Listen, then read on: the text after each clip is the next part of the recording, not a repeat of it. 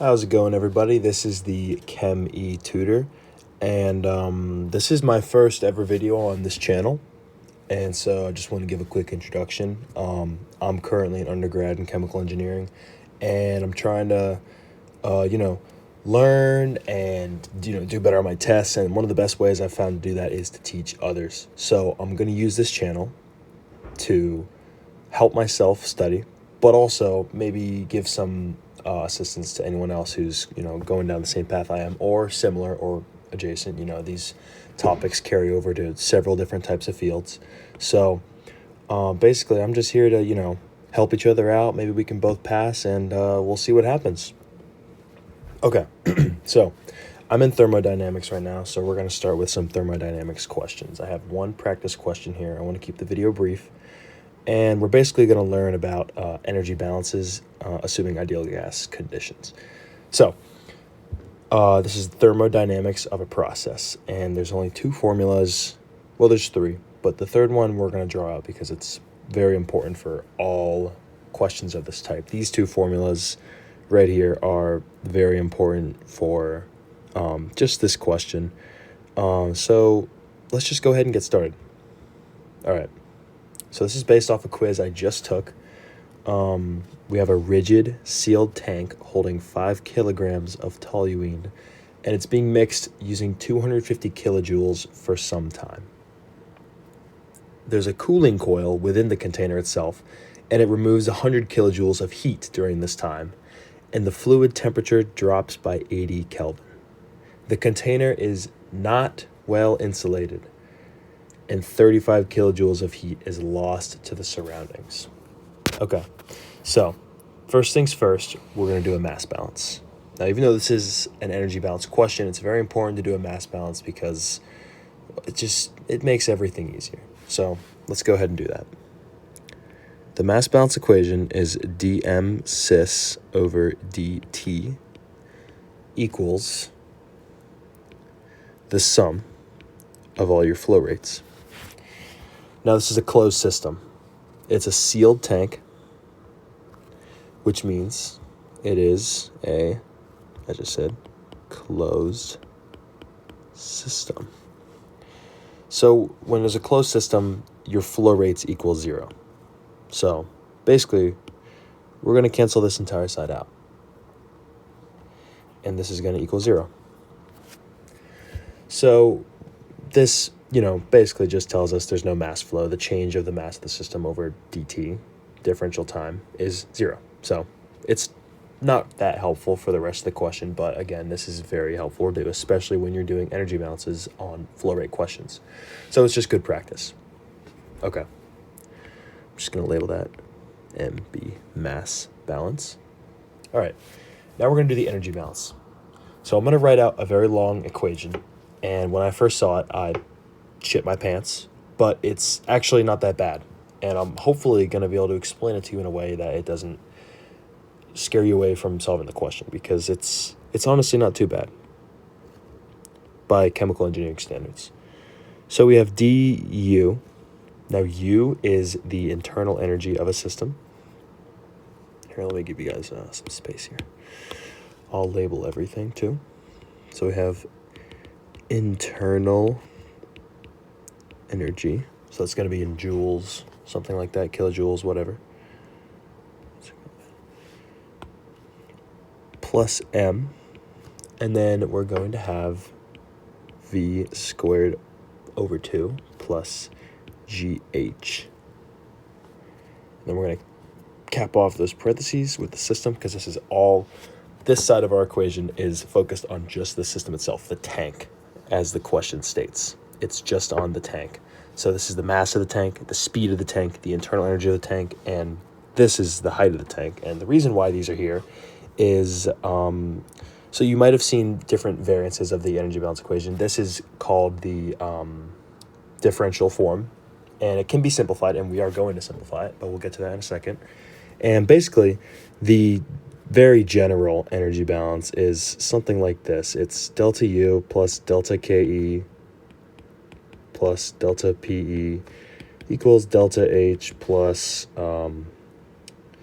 Q plus W. It's something like that. I don't want to write that there because I don't want to lead you guys down the wrong track because I don't totally know that definition.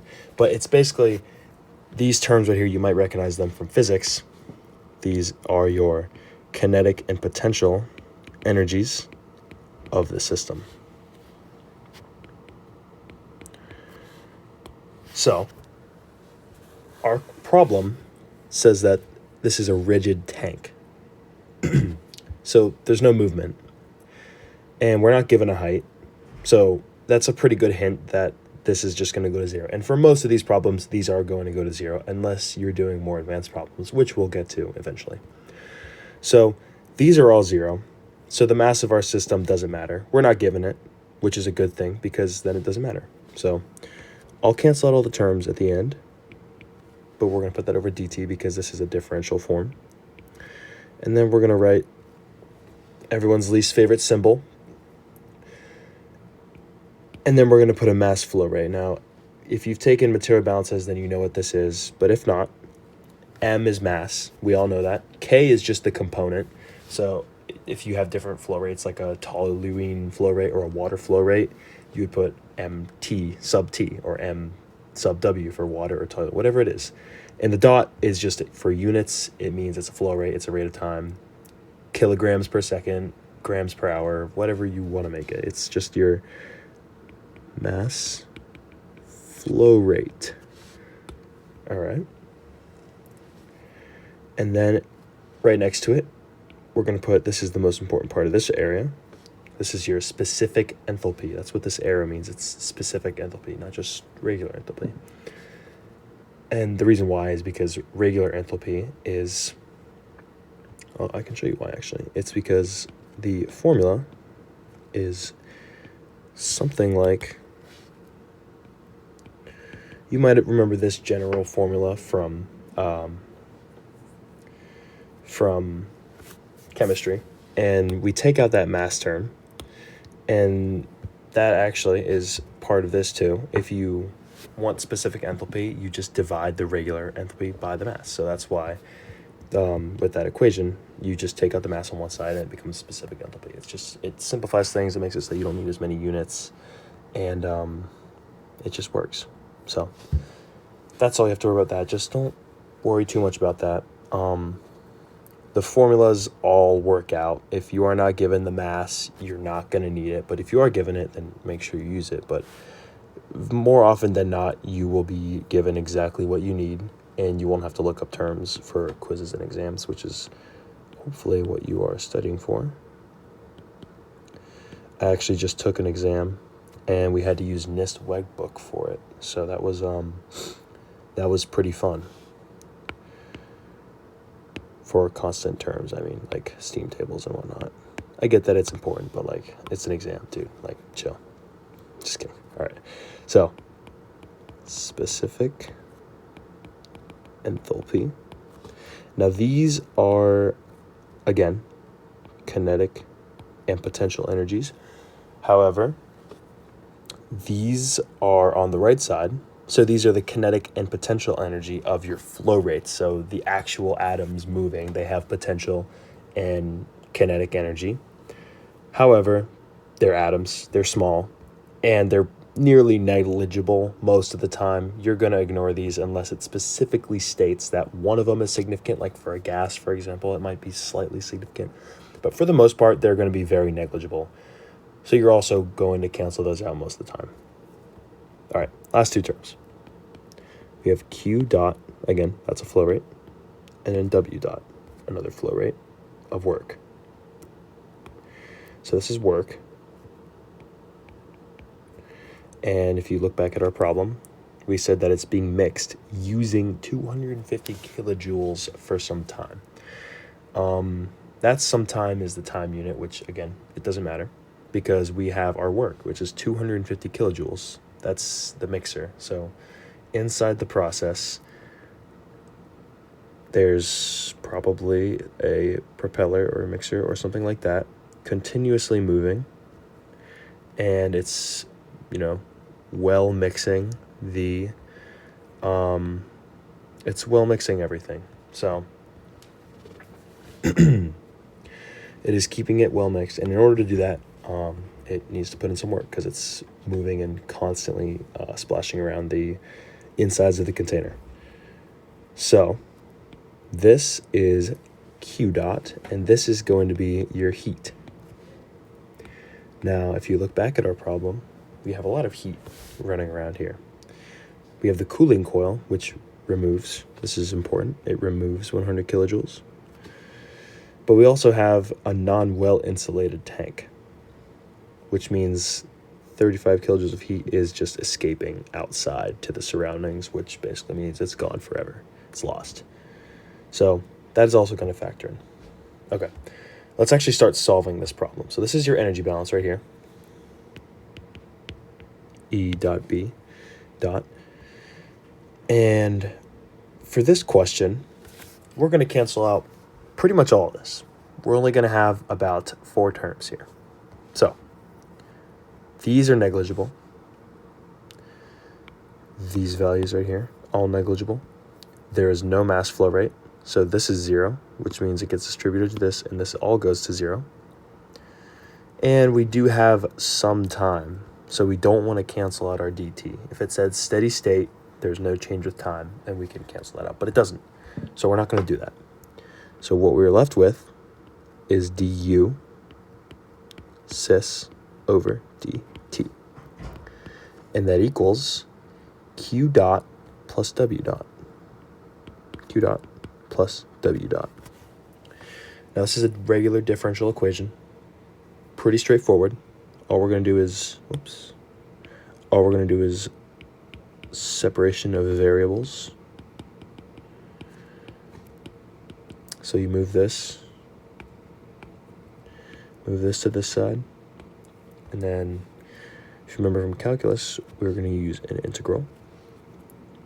And this is very important. So for this part, you always want to make sure when you're differentiating with respect to time for any of these process questions, material balance, thermo, whatever you're doing, just do 0 to t, because that is all that matters. We're solving for some time at t. So this is always 0 to t. So you're only just going to multiply by t basically on this side. Now this side is also pretty important. This can vary, but if you're differentiating the energy of the system for some time, you just want to do, it starts with some energy, it ends with a different amount of energy. There's no 0 energy because it's a tank and we know there is energy moving throughout it constantly. So it's not going to be like that. So very straightforward integral right here. All we're going to do is take this and we don't even need to evaluate that. This is just basic, very, very simple. You can just memorize this integral is going to get you UF minus UI equals Q. Okay, so this is pretty important. So this basically turns into this. Now, we know Q dot likely equals some joule per time. We're going to put T, but it's just a unit of time. And when you integrate it, we're multiplying both of them by t. And so you can just memorize this as well. If you're ever integrating q dot and you're coming from differential form, if you ever integrate q dot, it just goes to regular old q. Take out the time part, and you just get q and w. Okay, so now we have something we can actually work with here. This is very, very useful because of our formulas. So I'm going to take these formulas and I'm actually gonna, go away. All right, I'm gonna take these formulas. Sorry. Okay, let's take these formulas and bring them down here where we can see them. So the first thing we want to do is we want to use specific internal energy. And this is useful because we are going to use this formula right here. This lovely formula. And with that, using this formula right here, we can turn this into M system. Specific internal energy final minus specific internal energy initial equals Q plus W. Now this right here is very useful because we have the mass of the system, which we actually are given right here, 5 kilograms of toluene. And we have our specific internal energies, which can be simplified to a nice delta U specific. And so the reason why that's going to be a little different from this is because of this formula right here. Delta U specific basically takes out this factor, N or M, whatever it is, it takes it out completely. So delta U specific is just going to be our heat capacity times a delta T. Okay, so we're almost there. We have mass of the system, we have a delta U, and we have Q plus W. So delta U, we're going to sub in this equation right here.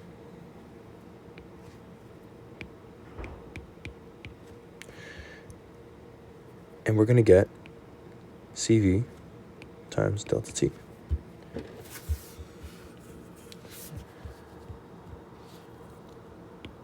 Now CV, just to clarify, this is a heat capacity. And the sub can change. If it's C sub P, that means it's a heat capacity based on constant pressure. However, in our case, it is a heat capacity with constant volume, which aligns with our closed system with no piston. If there's a piston, there's going to be a change in volume. So that's, a little hint for those kinds of questions, or, want to avoid that. So just make sure you know that this is a constant volume heat capacity value that we're solving for. Generally, you can simplify it as just a heat capacity, but there are formulas which involve CP and CV, which it relates them to each other based on initial volume, initial pressure. So understand the difference, but for this problem, it could just be C. So going back to our problem, let's analyze some of these numbers. So we do not have we don't have an initial temperature, but we do have a drop. And since we have a delta T here, that just means the change in temperature. So it doesn't matter where we started, it doesn't matter where we ended, the change is 80 Kelvin. So we already know that. And it works for Celsius too. The difference is only 273.15. Just be careful if you're using Fahrenheit or Rankine or other temperature units, because typically your heat capacities have different units. They usually involve a Celsius or a Kelvin unit. So just, as a warning, be careful of that. But you will very rarely get anything other than Celsius in these kinds of problems. So just make sure your units are correct. We have the mass of our system, 5 kilograms. And we're actually going to convert that. Now, standard units in physics are typically kilograms, but in chemistry, you typically want to keep it in grams because, you have gram, moles, joules per gram. There's just these kinds of things are very, these things are very sensitive, and, with these numbers, you don't want to take any chances with that. So just keep it in grams. So obviously this is 5,000 grams. So we know that. And now we have Q and W. So we already stated before, W is this value right here. This is the work of the mixer. So we know that is 250 kilojoules, which we are also going to convert. Very simple conversion. I'm going to write it out just for brevity, but cancel out your unit. 1,000 joules in a kilojoule. It's going to be 250,000 joules. Regular old joules. That's going to be our work. But we still have Q. Now, Q can be a little confusing, but it's all in the problem. So we already stated that the container removes 100 kilograms right off the bat, but it's also badly insulated. and just loses 35 naturally by natural. It's just a bad tank, it's an old piece of shit, and it's just not really keeping the heat in there. So we're going to lose 135 kilojoules total. And, just like that, it's just going to be 135K. There we go. Okay, so now, it didn't state it in our problem before, but this is a question where we are solving for our heat capacity. So we immediately are given all the numbers that we need. We just needed to put them in the right places, cancel out the right units, and we have there's no degree of freedom in here, and we can immediately solve for CV. So basic algebra right here, going to take CV, and it's going to be Q plus W over delta T times M cis, which is 135. Oh, this is very important. Okay, so this is lost. Q is lost. It's leaving the system. Signs are very important with these kinds of things. Think of it like a flow rate, a mass flow rate. If it's leaving, it's negative. It's always going to be negative unless you're, comparing certain things where the negatives cancel out or it's irrelevant. But when it says heat is removed or lost, always make a negative. Let me correct that. So it's going to be negative 135,000 plus 250,000 divided by 80 Kelvin times 5,000 grams. So I'm going to pull out my calculator.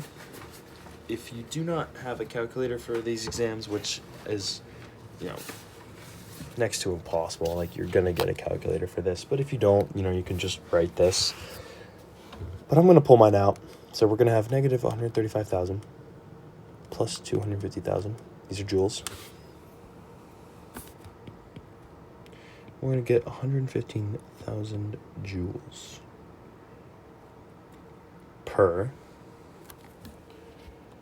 80 times 5,000. So that is going to give us 400,000 joules. Kelvin grams. Now, this is another thing. I like to keep it in joules per grams, but kilojoules per kilograms is the exact same thing. So don't even sweat it if that happens. And when we solve this out, we're going to see that the final answer is that our heat capacity with constant volume is 0.2875 joules per Kelvin gram. And this is nearly equivalent, exactly, actually, to Celsius kilograms. But I like to keep things, base units. I like Kelvin too. So that is, that's something is up to you to watch out for. Your choice completely. I won't judge. But either way, you're going to get this value. And no matter what your units are, this value will reign true. And so that's basically the entire question. We have solved it, and there's nothing else to look for because everything else cancels out. So I hope this video was helpful. I hope it didn't drag on too long. If there's a mistake I made, please let me know. And if there's any other topics you want me to go over, feel free. I love keeping sharp on old topics or new. I'll learn some stuff for you guys if you want me to. Just drop a comment down below what you think. If you hated this video, tell me I'm a terrible teacher. But if you thought it was okay, please let me know. I'll try to improve for the next one. And thank you guys for watching. Good luck on your exams, fellas.